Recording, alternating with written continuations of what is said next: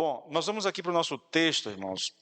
O nosso texto é Joel capítulo 1. Nós iniciamos esse texto semana passada, e aí a gente fez aquele apanhado geral apenas para fazer uma introdução ao que nós íamos pregar. A gente trouxe algumas características gerais a respeito do livro de Joel, e hoje eu vou entrar no texto, na verdade, tá bom? E eu vou ler apenas alguns versículos. Irmãos, eu vou fazer uma coisa que é quase que estranho, não, é estranho para mim, mas eu vou tentar, viu, expor todo o texto do capítulo 1 hoje. Eu vou ver se eu consigo. Eu tentei uma maneira de elaborar o texto para que eu pudesse expor todo de uma vez. Eu estava assistindo o Nicodemos, acho interessante. O Nicodemos pegou o livro de Joel, os 3 capítulos, e ele fez os 3 capítulos na pregação. E eu assisti aquela mensagem e eu perguntei, como é que ele conseguiu isso? Eu não consigo, irmãos. Eu estou na luta para ver se eu consigo um capítulo por dia, né, para fazer apenas 4 ministrações no livro de Joel, né? A primeira, que foi a introdução, a ministração de hoje no capítulo 1, depois no capítulo 2, depois no capítulo 3. Vamos ver se vai dar certo, tá bom? Então vamos lá. Apenas alguns versículos, do 1 até o 4. Diz assim, Joel capítulo 1, diz assim: prestem atenção, velhos, e escutem todos os moradores da terra. Aconteceu algo assim no tempo de vocês ou no dia dos seus pais? Contem isto aos filhos de vocês, que eles o contem aos seus filhos e que estes falem sobre isso à geração seguinte. O que o gafanhoto cortador deixou, o gafanhoto migrador comeu. O que o migrador deixou, o gafanhoto devorador comeu. E o que o devorador deixou, o gafanhoto destruidor comeu. Até aqui. Vamos orar ao Senhor? Senhor, nós louvamos o Teu nome. Bendizemos a Ti, damos graça porque nós temos o privilégio de estar na Tua presença e de poder estudar a Tua palavra, Senhor. E pedimos ao Senhor agora que abra o nosso entendimento, que o Espírito Santo ilumine o nosso entendimento, Senhor, de maneira que a Tua palavra seja bênção na nossa vida, Senhor, que a Tua palavra alcance o nosso coração, trazendo, Senhor, meu Deus, Pai, uma exortação, trazendo uma palavra de conforto, Senhor. Não sei, Pai, eu não sei o que o Senhor quer falar conosco, não sei o que o Senhor tem para falar aos Teus filhos, mas que o Senhor use a palavra dessa noite para alcançar o coração deles, em o nome do Senhor Jesus Cristo. Amém e amém. Queridos, o desafio, eu sempre prego expositivamente, né? Versículo por versículo eu vou expondo, mas hoje eu vou abordar de forma diferente, até porque eu quero fazer uma coisa rápida aqui em Joel, voltar para Romanos, tá bom? Então olha só, esse texto, ele está organizado da seguinte forma. Eu vou tentar abordar ele por essa forma, dessa maneira, tá bom? Primeiro aqui, o texto fala a respeito da invasão dos gafanhotos e da seca. São 2 catástrofes que são abordadas aqui no capítulo 1. A primeira é a seca, e a praga dos gafanhotos, e lá no final é a praga é a seca, tá bom? Eu vou colocar isso para você, eu vou ler os textos mostrando para vocês onde é que está. Capítulo 1, versículo 4, Joel fala dos gafanhotos, tá? Dos gafanhotos. Olha só, o que o gafanhoto cortador deixou, o gafanhoto migrador comeu. O que o migrador deixou, o gafanhoto devorador comeu. O que o devorador deixou, o gafanhoto destruidor comeu. Ele está falando aqui de uma praga... Ei, minha irmã. Esse negócio também atrapalha. Oi? Tá? Ah, tá. Observe que o profeta aqui, ele está anunciando aqui, descrevendo uma ação que já aconteceu. O que o gafanhoto cortador deixou, o gafanhoto migrador comeu. O que o migrador deixou, o gafanhoto devorador comeu. Aí ele vai dizendo, é algo que já aconteceu. Houve uma praga de insetos na nação de Israel, ali em Jerusalém, ou terra de Judá, tá? Onde trouxe desgraça e muita miséria para o povo.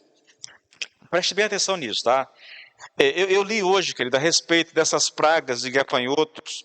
Irmãos, aconteceu uma invasão na Argélia em 1986, uma invasão naquele país de uma praga de gafanhoto gigantesca, e isso está registrado. O Berkeley registrou isso no comentário que ele fez a respeito de Apocalipse, citando alguém comentando aqui o texto de Joel.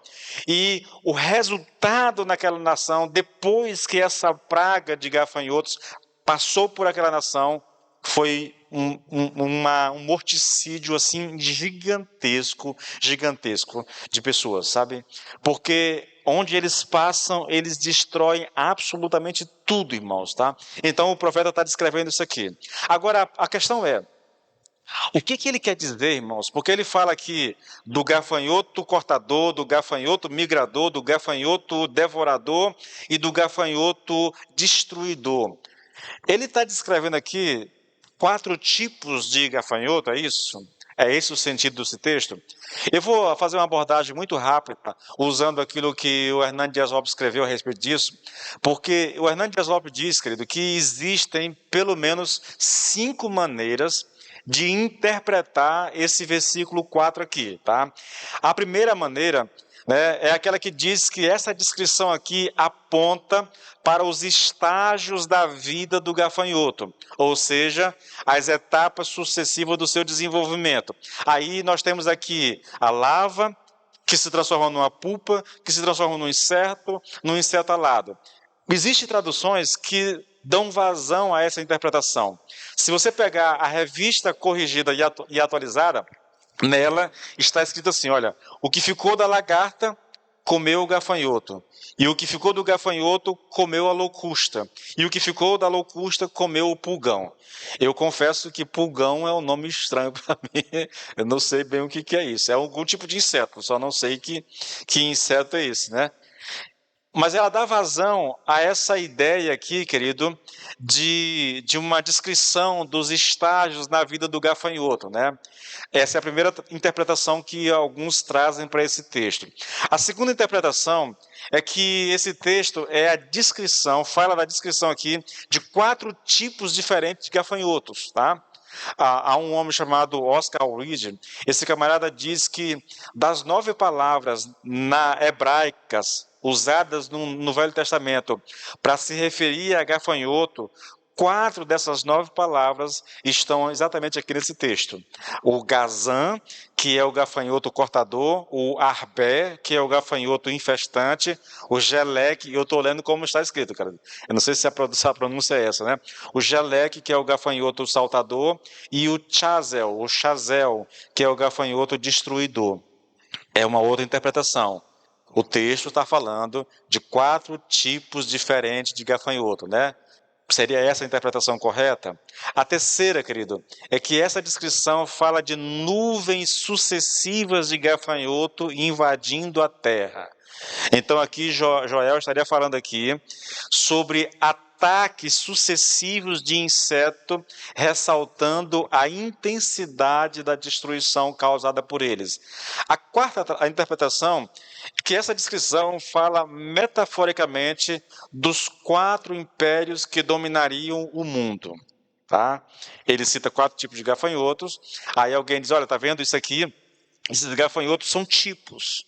Eles representam, eles simbolizam os 4 impérios que dominariam o mundo, na verdade. O Império Babilônico, o Império Medo-Persa, o Império Grego e o Império Romano. Faz um pouco de sentido, né? Mas é disso que o texto está falando, tá? E a quinta interpretação, né? Diz que essa descrição fala de demônios devoradores que atacam as finanças do povo. Isso aqui é muito usado nos meios pentecostais e mais nos meios neopentecostais, entendeu? O devorador, nós vamos repreender o devorador da tua vida. O devorador é aquele que vai arrancar tudo que você tem, tá? O texto está falando disso, irmãos? Olha, isso depende muito de como você interpreta o texto, tá? Algumas pessoas usam o texto e eles usam o texto de maneira simbólica, então eles dão o sentido que querem para o texto. Dessa forma, caberia essa interpretação aqui, de que o apóstolo aqui, o profeta aqui está falando aqui de devorador, de alguém que está consumindo aquilo que nós temos, né? Caberia aqui essa interpretação que fala dos 4 impérios também, tá? Mas veja, a interpretação, querido, aqui mais aceita é a que eu acredito também aqui, é que esses 4 tipos de gafanhoto, eles estão falando aqui de ataques sucessivos, né, que deixaram um rastro de destruição na terra de Judá. Para mim, essa é a interpretação mais correta, até porque eu entendo esse texto literalmente, tá? Ele não é uma metáfora, ele não é uma parábola, ele é um texto literal. O profeta está descrevendo algo que aconteceu, tá? Essa é a compreensão da maioria dos intérpretes da Bíblia, tá bom? Principalmente os de linha mais reformada. Uma correção aqui. Eu falei a semana passada, quando eu estava tratando a respeito da data que esse livro foi escrito, eu disse aqui, querido, que a maior parte dos estudiosos acreditam que esse livro ele tem uma datação mais velha, né? Porque são 2 interpretações muito fortes. Uma é aquela que diz que esse livro tem uma data mais velha, ali entre o ano 880 mais ou menos antes de Cristo, e uma outra que diz que ele tem uma data mais nova, depois já do exílio, né? Do exílio do povo de Israel, depois que eles voltaram para Jerusalém, para Israel. Aí eu citei o Nicodemos como alguém que defendia, né, essa data mais velha, mas não, eu ouvi hoje a ministração dele, ele acredita que esse livro foi escrito depois do pós-exílio, tá? Eu não acredito, na verdade. Eu citei aqui alguns motivos que levaram as pessoas, e a maioria dos comentaristas defendem exatamente isso, que a data é uma data mais velha, até pela ordem do livro no cano hebraico, né? Ele é o 2º livro dos profetas menores, tá? Então, e não há nenhuma citação de Império Babilônico, Império Persa, de algum rei, alguma coisa dessa natureza, tá? Então, se acredita, são as 2 traduções mais aceitas, as 2 interpretações mais aceitas, né? De uma interpretação de uma data de escrita antiga, lá para o ano 880 mais ou menos, e uma data mais nova para o ano 440, né, antes de Cristo. Eu adoto essa postura, mas isso não faz diferença, querido, na interpretação do texto, tá bom? Não faz diferença, tá? É só uma questão de se saber. Como não há nada, o profeta não menciona nada, nenhum rei, nenhum evento conhecido que a gente possa estabelecer, cravar uma data, então os estudiosos ficam nessa coisa, será que foi assim, será que foi assado? Eles não sabem dizer. Então, tem 2 alternativas. Qualquer um que você escolher está de bom tamanho, porque isso não interfere na interpretação, tá? Então, veja, o profeta está falando de 2 eventos catastróficos, 2 calamidades. A praga de gafanhotos, que é essa invasão sucessiva de gafanhotos sobre a terra de Israel, e ele cita também uma seca. Olha os versículos 17 e 18, querido. Versículo 17 e 18 do capítulo 1. As sementes secaram debaixo dos seus torrões. Está falando de uma terra seca que virou torrão, entendeu? E as sementes secaram debaixo desses torrões. Os celeiros foram destruídos, os armazéns derrubados, porque o cereal se perdeu. Como geme o gado. As manadas de boi estão inquietas, porque não tem pasto. Também os rebanhos de ovelhas estão sofrendo.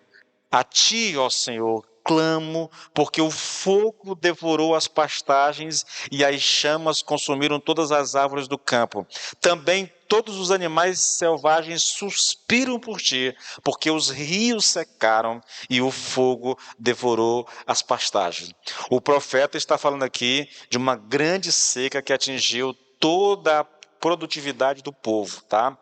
E, queridos, olha só, são 2 calamidades terríveis. De um lado, a praga de insetos, do outro lado, a seca, né? Causando miséria mesmo no meio do povo, entendeu? Essas pragas consomem tudo aquilo que poderia... Nós estamos falando, eu vou já falar sobre isso, nós estamos falando aqui, querido, de um povo voltado para a agricultura, entendeu? Uma cultura agrícola, gente que vive daquilo que a terra produz. né, do animal, do que o animal produz, mas não tem água e os insetos consumiram tudo que tinha. É impressionante. Olha só, como foi que Eugene Peterson, ele descreveu essa. Eu vou ler o mesmo texto que eu li agora há pouco, só que numa paráfrase, na verdade, né? Olha como é que ele colocou, olha. As sementes no campo estão mortas, os estábulos desertos e os celeiros abandonados. Quem precisa deles? Não houve colheita. Os animais gemem. E como gemem? O gado perambula por aí sem rumo. Não há comida para os animais, nem as ovelhas acham o que comer.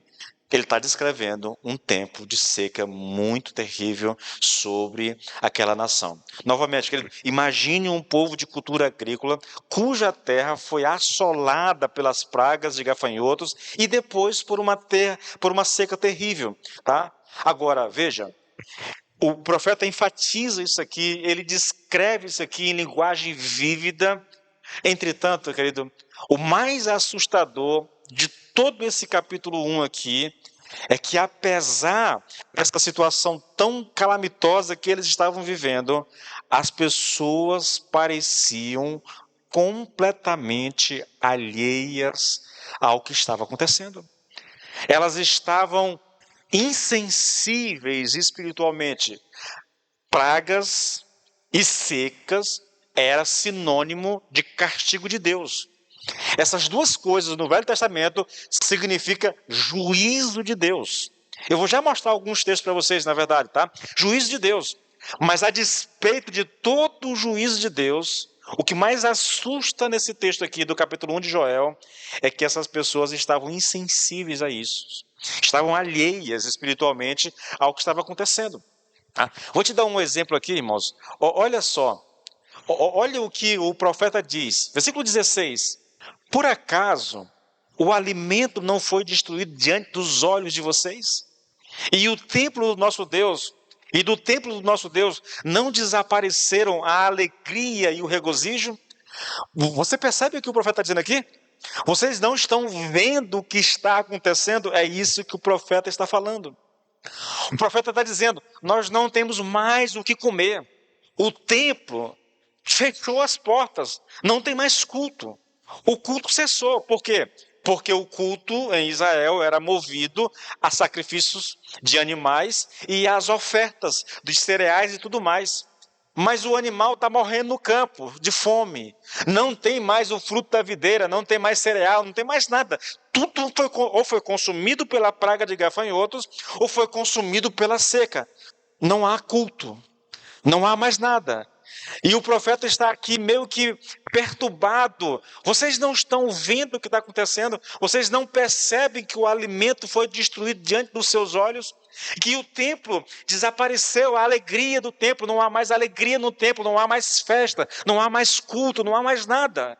Isso aponta, querido, para a insensibilidade do coração dessas pessoas. Eles estão vendo o que está acontecendo, mas parece que estão dormentes. Eles não têm reação nenhuma. E eu vou descrever isso aqui já, querido, tá? O Calvino diz aqui, que nesse texto que eu li aqui agora há pouco aqui, no versículo que eu li agora há pouco aqui, falando da seca, dos animais, tudo, o Calvino diz que esse versículo aqui, o profeta está aqui censurando os judeus por eles não perceberem o que está acontecendo bem diante dos seus olhos. Na verdade, no comentário de Calvino, ele vai mais longe, querido, e ele chega a dizer que os animais são mais sensíveis do que o povo. Parece uma afirmação assim muito forte, mas se você volta para o texto, versículo 18 até o 20, olha como o profeta descreve. Gente, a imagem é muito vívida. Por um lado, ele olha para o povo e pergunta, vocês estão cegos? Vocês não estão vendo o que está acontecendo? Olha para o templo, não tem mais festa no templo, não há mais alegria, não há mais regozijo, acabou tudo. E vocês estão aí paralisados sem nenhuma atitude. Quando ele faz isso no versículo 16. E quando você chega no versículo 17, o profeta vai descrever a atitude dos animais diante do que está acontecendo, e é impressionante o que ele faz. Versículo 18. Como geme o gado As manadas de boi estão inquietas porque não tem pasto. Também os rebanhos de ovelhas estão sofrendo. A ti, ó Senhor, clamo, porque o fogo devorou as pastagens e as chamas consumiram todas as árvores do campo. Também todos os animais selvagens suspiram por ti, porque os rios secaram e o fogo devorou as pastagens. Você observa, querido? O gado geme, os bois estão inquietos, as ovelhas estão sofrendo, os animais selvagens suspiram por Deus diante do que está acontecendo, mas o povo está insensível. É por isso que Calvino diz que a intenção do profeta aqui é mostrar que os animais nessa situação são mais sensíveis do que as pessoas, do que o povo. Loucura isso, né, queridos? Mas é exatamente o que está escrito. Nessa mesma pegada aí, Hernani Dias Lopes diz uma coisa interessante. Enquanto havia gente se entorpecendo com bebida, deixando de buscar o Senhor, os animais do campo bramavam e suspiravam pelo Senhor. Enquanto os filhos do pacto, é uma expressão para falar dos judeus, tá bom? Enquanto os filhos do pacto estavam endurecidos, os animais suspiravam por Deus. Diante da falta de alimento e da falta de água, os animais demonstravam mais sensibilidade do que os próprios filhos da aliança. É a mesma pegada de Calvino. Os animais são mais sensíveis do que as pessoas. Então, vejam, nós temos dois eventos catastróficos aqui. Duas calamidades. Uma praga de gafanhoto invadiu a terra de Israel, aniquilando quase tudo, e depois uma seca veio para completar o estrago. Essas duas coisas representam o juízo de Deus sobre a terra. É Deus castigando o seu povo. O profeta não aponta nenhum pecado, mas a gente sabe pelas escrituras que isso é o juízo de Deus. Agora, o que choca o profeta é que mesmo diante de um juízo tão claro, tão explícito, não há reação das pessoas. E aqui eu quero chamar a sua atenção, querido, exatamente para isso. Porque o profeta descreve reação das pessoas, mas uma reação que não tem nada a ver, ou pelo menos aparentemente não tem nada a ver, né? Pode ser uma espécie de fuga. E aí que eu quero chamar a sua atenção agora, para a reação das pessoas, ou para grupo de pessoas, porque parece que ele agrupa as pessoas aqui, né? Diante do que está acontecendo. Primeiro, os bêbados. Olha o versículo 5 até o 7, querido. Acompanhe comigo. Acordem, beberrões, e chorem. Lamentem todos vocês que gostam de vinho, por causa do vinho novo, pois foi tirado da boca de vocês. Porque veio um povo contra a minha terra, poderoso e inumerável, com dentes como de leão e presas como de leoa, destruiu as minhas videiras e destroçou as minhas figueiras, tirou as cascas das árvores e as jogou fora, e os galhos ficaram brancos. Ele está descrevendo aqui a praga de gafanhotos, o que os gafanhotos fizeram, entendeu? Acabou com a videira, acabou com as figueiras, acabou com tudo, entendeu? Mas olha esse grupo de pessoas aqui, e entenda isso, querido. Esse primeiro grupo de pessoas citado pelo profeta são aqueles que estavam vivendo entregues aos prazeres, ao vinho e à embriaguez, e que viviam completamente indiferentes e insensíveis, mesmo estando às portas do juízo de Deus. Essas pessoas estavam farreando apesar do perigo iminente. Estavam fechando os seus olhos, apesar das evidências estarrecedoras do julgamento de Deus na vida deles. Você percebe? Olha, querido, deixa eu dizer uma coisa. Isso aqui não é muito diferente do que acontece hoje, não. O caos está estabelecido e essas pessoas, talvez para não ter que encarar o seu próprio pecado, elas se entregam aos prazeres, elas se entregam ao vinho, à bebida, tá? E vão viver entorpecidas e com o coração endurecido, ignorando o que está acontecendo. Por que eu digo que isso aqui não é muito diferente do que acontece hoje? Porque existem pessoas hoje que diante de situações adversas da vida, situações que elas não conseguem resolver, elas, ao invés de encarar o problema, elas preferem se esconder atrás de um copo de bebida. Muita gente, querido, para fugir dos problemas da vida, vai pro bar encher a cara. Isso é verdade, querido. Essa é uma realidade. Não é só uma realidade daquela época, é uma realidade da agora. Hoje eu procurei um texto, que eu vou achar esse texto, eu vou trazer aqui na próxima semana. Há um texto na Bíblia, quando Nabucodonosor chega para tomar Jerusalém, e o povo de Jerusalém, sabendo que o inimigo está às portas para invadir a sua cidade, sabe o que eles fazem? Ao invés de buscarem a Deus, no último grito de desespero, eles pensam da seguinte forma: já que a gente vai morrer amanhã, sabe o que nós vamos fazer? Nós vamos curtir a vida hoje, aproveitar até o último instante. Está na Bíblia isso, irmãos. Eu só tenho que lembrar onde é que está esse negócio. Eu vou achar esse negócio. Mas está lá escrito.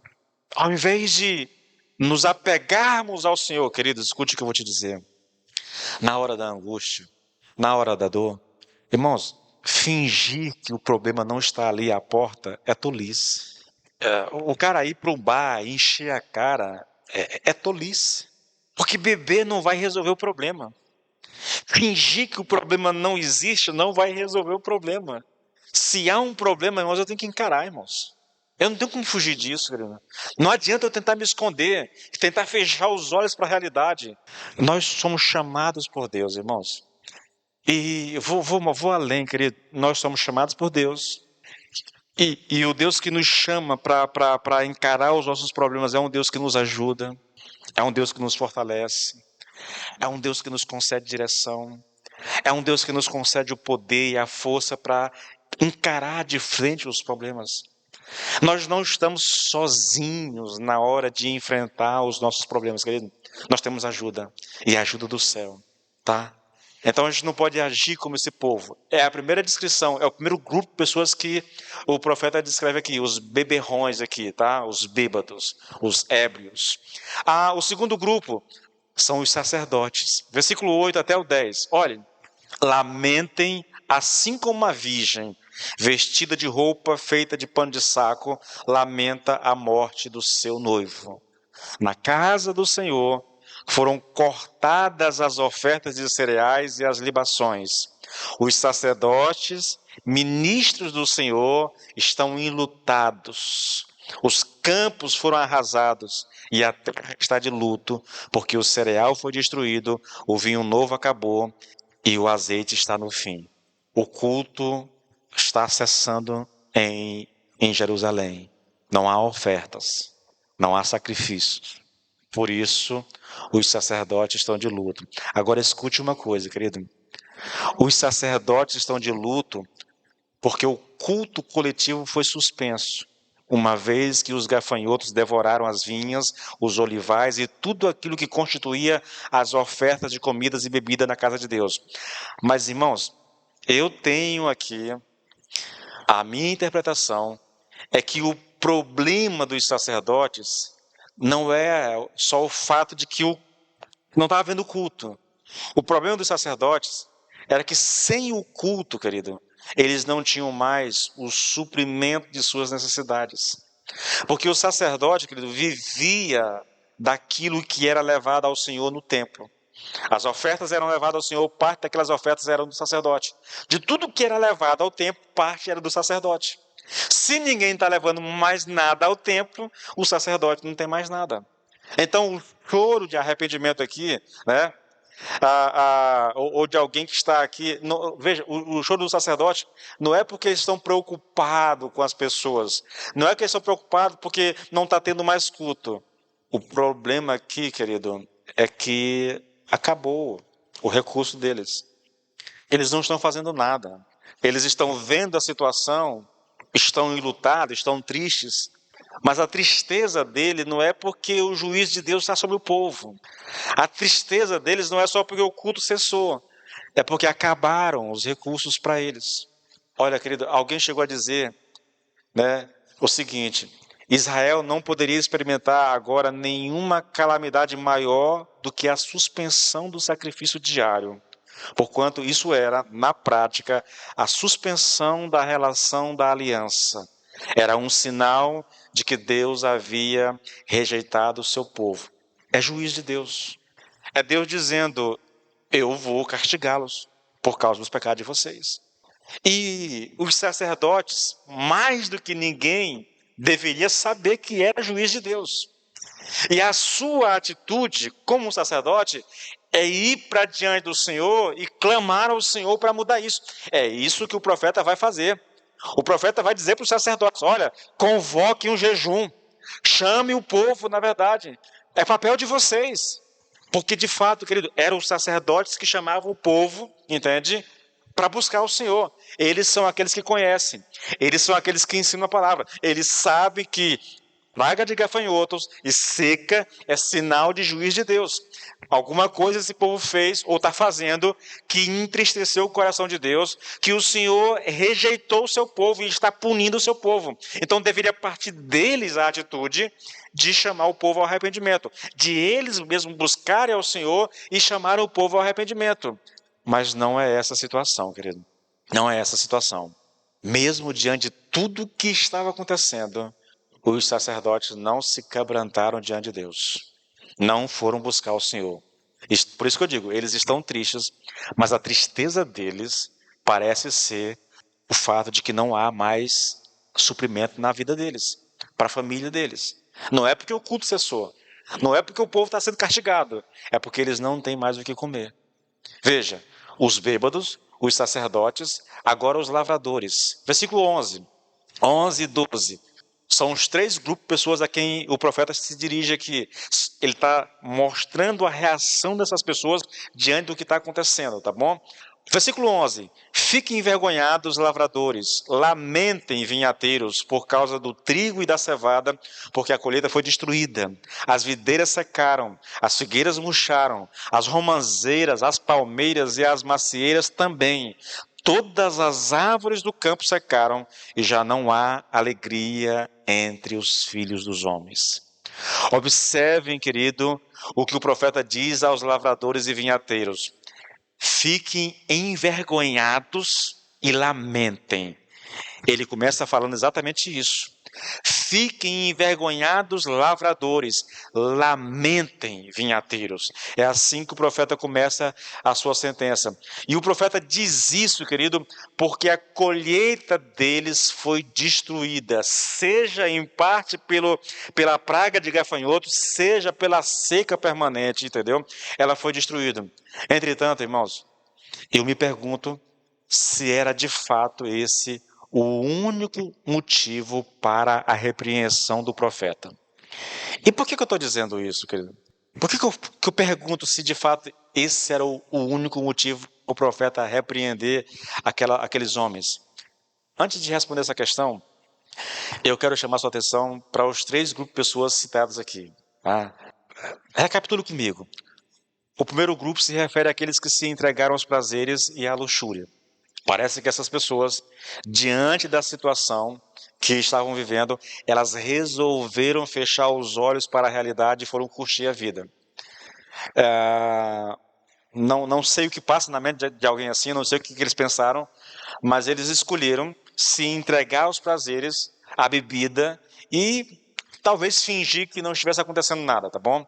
Eles ignoraram a promessa de Deus, que diz que diante de uma situação dessas, se eles orassem, se buscassem ao Senhor, se convertessem dos seus maus caminhos, o Senhor sararia a terra deles. Deixa eu te mostrar um texto. Eu já falei que gafanhotos e seca é fruto de juízo de Deus, tá? Deixa eu te mostrar o texto que prova isso.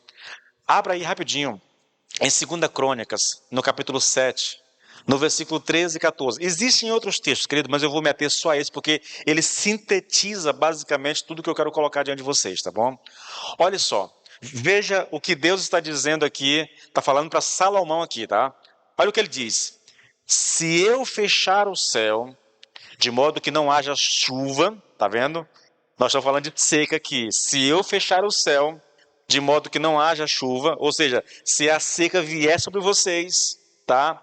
Ou se eu ordenar aos gafanhotos que consumam a terra, ou se eu enviar a peste entre o meu povo, se o meu povo, que se chama pelo meu nome, se humilhar, orar, me buscar e se converter dos seus maus caminhos, eu ouvirei dos céus, perdoarei os seus pecados e sararei a sua terra.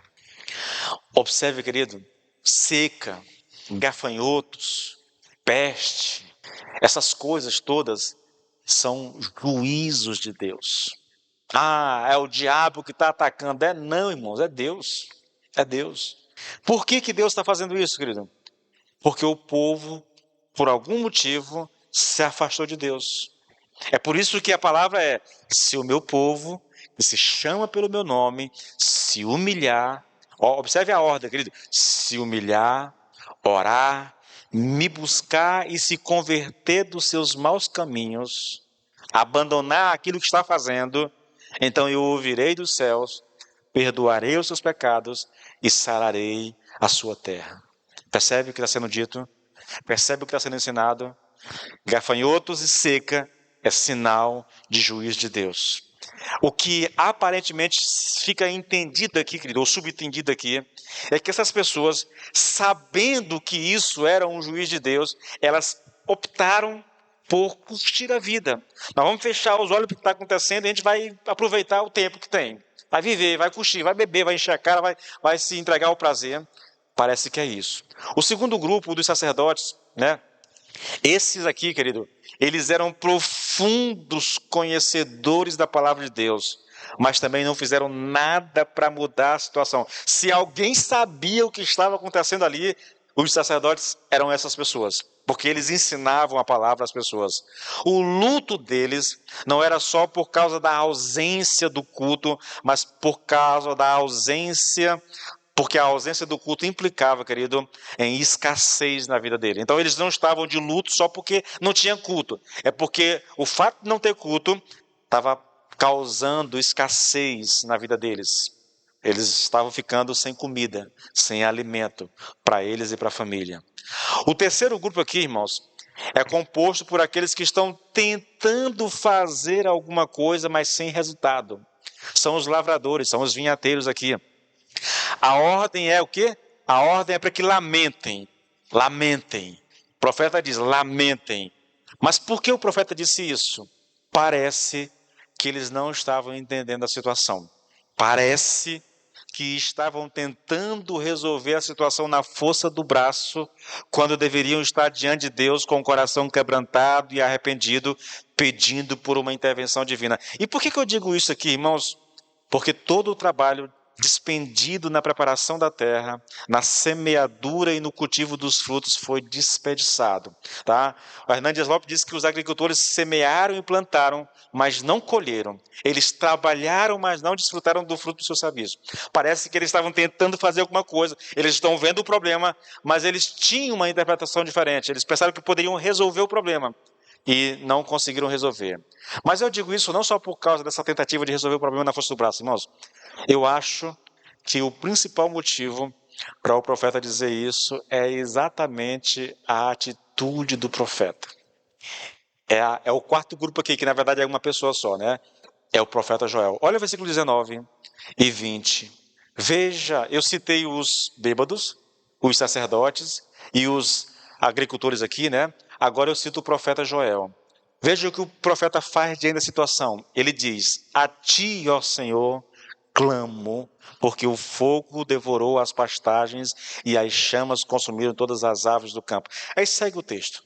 Então, qual foi a atitude do profeta diante do que estava acontecendo?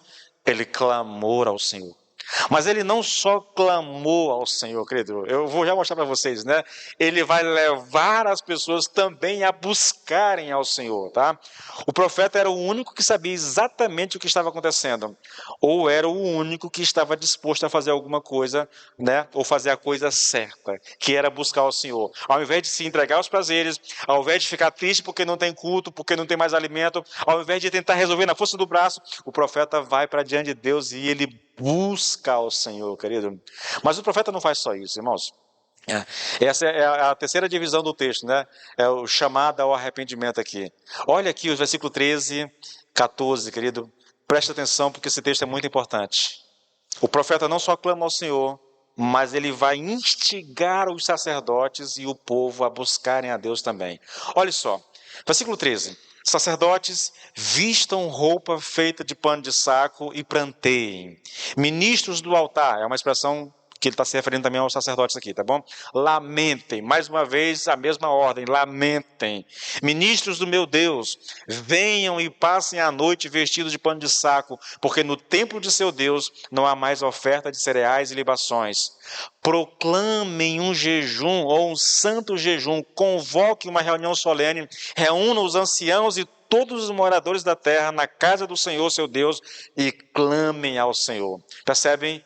O profeta está fazendo a coisa certa. Não só ele está buscando a Deus, como agora ele está aqui instigando os sacerdotes, desafiando os sacerdotes a buscarem o Senhor e, consequentemente, todo o povo. Queridos, diante desse entorpecimento geral, dessa insensibilidade geral, o profeta aqui brada em alto e bom som, chamando os sacerdotes, os anciãos e todos os moradores da terra a proclamar um jejum e a convocar o povo para a oração. Agora aqui tem um ponto muito interessante nesse texto, irmãos. O profeta se dirige primeiro aos sacerdotes. Por que ele faz isso, querido? Porque os sacerdotes eram os líderes espirituais do povo. Duas coisas os sacerdotes deveriam fazer. Primeiro, eles deveriam ser o exemplo para os outros. Olha o versículo 13, querido. Veja o que o profeta diz aos sacerdotes. Sacerdotes, vistam roupa feita de pano de saco e pranteiem. Ministros do altar, lamentem. Ministros do meu Deus, venham e passem a noite vestidos de pano de saco, porque no templo de seu Deus não há mais oferta de cereais. Ele está falando especificamente aos sacerdotes, está dando uma ordem aos sacerdotes. Com certeza ele não está falando de si mesmo, está falando da parte de Deus, tá bom? Aos sacerdotes. E a ideia é, querido, os sacerdotes deveriam vestir roupa feita de pano de saco, isso simboliza profunda humilhação, tá bom? Portanto, aqui os sacerdotes deveriam se humilhar, eles deveriam prantear e deveriam lamentar diante de Deus. Eles deveriam passar a noite ali na presença do Senhor, num profundo estado de humilhação e quebrantamento. Uma vez que eles mesmos fizeram isso, agora é hora desses sacerdotes, não é o profeta, é função dos sacerdotes agora convocar o povo para fazer o mesmo. É só você olhar o versículo 14, querido. Proclamem um jejum. É o profeta que está dizendo para os sacerdotes, olha, agora que vocês buscaram ao Senhor, agora que vocês se humilharam, agora que vocês lamentaram, agora que o coração foi quebrantado, agora proclamem um jejum. Proclame um jejum e convoquem uma reunião solene. Reúnam os anciãos e todos os moradores da terra na casa do Senhor, seu Deus, e clamem ao Senhor. A lição é muito clara aqui, irmãos. Primeiro, os líderes espirituais dão o exemplo e depois se convoca o povo para fazer o mesmo. Ô, irmãos, eu confesso a vocês que eu pregaria mais uma hora só a respeito desse negócio aqui. Porque o exemplo na vida cristã, querido, precisa vir de cima. Nós temos oração segunda, quarta e sexta. Imagine, eu convoco a oração, chamo vocês para orar, mas aí no dia eu não apareço para orar. Que exemplo que o pastor está dando, entendeu? Eu chamo vocês para um dia de jejum e oração na igreja. Vamos jejuar. Mas aí eu digo, irmãos, eu estou com um problema, não consigo jejuar. Tá, você jejua aí que eu vou comer aqui um... Que exemplo que eu estou dando, querido? Imagine, eu fico falando a você o tempo todo, irmãos, leiam a Bíblia, querido, leiam a Bíblia. Tá. Imagine se eu fizesse isso e minha esposa e os meus filhos em casa não me vissem lendo a Bíblia. Que autoridade eu teria, irmãos? O exemplo precisa partir dos líderes, irmãos. Eu marco o culto aqui 7 horas e eu venho chegar aqui 7h15. Tem moral um pastor desse? Entende? Eu marco 7 horas, eu chego aqui 6h30, 6h40, eu estou aqui, irmãos. Para você ter uma ideia, querido, eu tenho ensaio de louvor no domingo, 6 da tarde. Eu chego aqui 5h40, 5h50. Eu nunca chego no horário, irmãos, a não ser que aconteça algum imprevisto. Por quê? Porque eu tenho consciência do meu papel. Eu preciso ser referencial. Eu costumo dizer, ninguém nessa igreja vai ler mais a Bíblia do que eu. Ninguém nessa igreja vai orar mais do que eu. Ninguém nessa igreja vai ganhar mais vida do que eu. Eu sou pastor. E olha que não é papel do pastor evangelizar, não. Sair não é isso, não. Mas eu sou o referencial, irmãos. O líder espiritual, ele é referencial. Ele não pode fugir disso, de maneira alguma. E deixa eu correr, senão a gente não termina, tá? Veja, querido, veja, eu vou te dar um exemplo do que eu estou falando aqui, tá? Eu vou usar a Bíblia como exemplo agora, citando um texto da palavra de Deus. 2 Crônicas 20, versículo 1 até o 3. Observe, depois disto, os filhos de Moabe e os filhos de Amon com alguns dos meunitas vieram para fazer guerra contra Josafá. Então vieram alguns que avisaram Josafá dizendo: Josafá é o rei de Israel, rei de Judá. Uma grande nação está vindo contra Judá do outro lado do Mar Morto, da Síria. Eis que eles já estão em Azazon Tamar, que é em Gedi. Então, quando a notícia chegou ao rei, Josafá teve medo e decidiu buscar ao Senhor. Ponto e vírgula. Depois que ele buscou ao Senhor, ele proclama um jejum em todo o Judá. Percebe?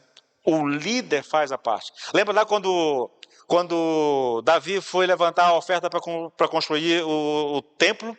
Ele reúne toda a liderança de Israel, os comandantes do exército, todo mundo lá, e ele vai levantar uma oferta. Mas olha, primeiro está aqui a minha oferta. E nenhuma oferta é maior do que a minha. É o líder dando exemplo, irmãos. Primeiro ele faz, depois ele exige dos outros. É assim que funciona com a liderança. Se a gente inverter isso, irmãos, a gente perde a moral e a credibilidade para fazer qualquer coisa. O caminho para se alcançar o favor de Deus diante de uma situação de juízo, querido, foi estabelecido pelo próprio Deus há muito tempo. E o caminho é exatamente esse. Se o meu povo, que se chama pelo meu nome, se humilhar, orar, me buscar e se converter dos seus maus caminhos, eu ouvirei dos céus, perdoarei os seus pecados e sararei a sua terra. Aí, querido, nós chegamos aqui no versículo 15. Olha só, é interessante isso, irmãos. Eu vou falar disso mais semana que vem, tá bom? Versículo 15. Ah, que dia! Porque o dia do Senhor está perto e ele vem como destruição da parte do Todo-Poderoso. Nesse capítulo 1, o profeta, ele lança a mão do juízo de Deus através das pragas de gafanhoto e através das secas, e ele aponta, é como se ele pegasse esses dois exemplos, visualizasse o que está acontecendo, e o Senhor então revela a ele um dia de juízo muito mais severo do que aqueles que eles estão ali experimentando. O Hernandes Lopes diz que essa expressão, o dia do Senhor, se refere a qualquer tempo quando Deus se levanta para enviar seu julgamento sobre a terra, triunfando gloriosamente sobre todo o mal e rebelião. Eu concordo, querido. Entretanto, essa expressão aponta para um evento específico quando o Senhor Jesus Cristo virá a essa terra e julgará definitivamente a humanidade, querido. O ataque dos gafanhotos, né, a seca, era uma espécie de antecipação e um tipo desse dia assolador chamado Dia do Senhor. Assim como a invasão dos gafanhotos foi um ataque iminente, implacável, irresistível, assim também será o Dia do Senhor. Eu não vou falar muito sobre isso aqui, porque isso vai ser abordado mais no capítulo 2 e 3, tá bom? Então não vou me ater muito a essa questão aqui. Eu só quero que você entenda uma coisa. O profeta está experimentando um juízo, né? Os gafanhotos e a seca. E ali, eu tenho certeza, Deus deu a ele uma revelação de algo muito mais terrível do que aquilo que eles estavam passando naquele momento. Uma revelação sobre o dia do Senhor, o dia da vingança do nosso Deus, o dia quando o Senhor julgará a humanidade. E aí ele traz isso aqui. Ele lança a luz aqui a esse dia. Depois ele vai falar mais sobre isso no capítulo 2 e 3. Vamos falar um pouco mais sobre isso. Agora, rapidamente, apenas 2 lições práticas, querido. Primeiro, a soberania de Deus sobre os acontecimentos da nossa vida. Quando eu olho para o texto, eu não posso ignorar, irmãos, de maneira alguma, a soberania de Deus sobre os acontecimentos da vida. As pragas, a seca, lá na frente, a invasão da terra de Judá, né, de Israel pelos assírios e pelos babilônicos, tudo isso era ação de Deus e não do diabo. Tudo isso era uma manifestação da soberania de Deus sobre os acontecimentos da terra. Querido, nada, absolutamente nada foge à soberania de Deus. Não existe acaso na vida do cristão. Não existe acaso na vida de ninguém, tá? Mas especificamente na vida do cristão. Tudo que acontece conosco está debaixo dos olhos de Deus. Você precisa crer nisso. Absolutamente tudo. Você está passando por uma crise. Saiba, querido, que essa crise, com toda certeza, ela está sendo gerada por Deus para algum propósito na tua vida. Ah, pastor, o senhor está exagerando. Então leia lá Romanos 8, 28. Todas as coisas cooperam para o bem daqueles que amam a Deus. Não importa se é crise financeira, se é crise na saúde, não importa se é o luto, não importa, querido, tudo vai contribuir para o teu bem. Deus vai usar todas as circunstâncias na tua vida para o teu bem. E queridos, deixa eu dizer uma coisa, todo o agir de Deus na nossa vida, vamos lá, principalmente o juízo de Deus sobre nós, tem o propósito de nos abençoar. Porque o juízo de Deus só vem sobre nós quando nós nos afastamos de Deus, irmãos.